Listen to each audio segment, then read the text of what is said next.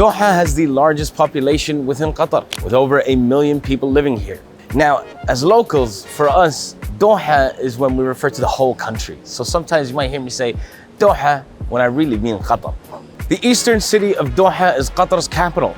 This is where Hamad International Airport is. So this city will be your first introduction to the country and likely where you will spend the majority of your trip.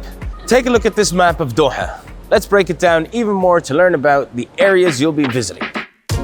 With unparalleled views of the Doha skyline and the Arabian Sea, the 7-kilometer long Corniche is not only an attraction on its own, but it's a gateway to several vibrant districts of the city.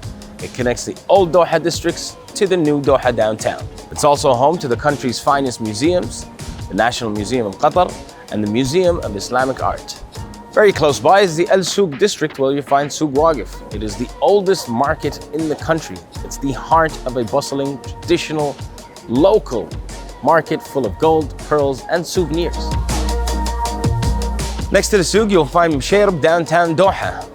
This is where I am right now, a sustainable downtown regeneration project. It's a breezy, pedestrian-friendly neighborhood full of hotels, restaurants, and boutiques. And it's also home to Doha's burgeoning design district.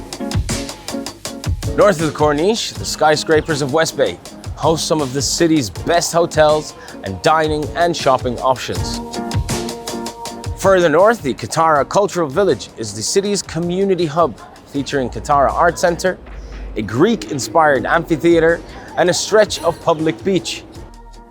The Pearl, built entirely on reclaimed land on the waters of the Arabian Sea, is a luxurious destination for leisure activities. It's also one of the hottest residential areas in the country.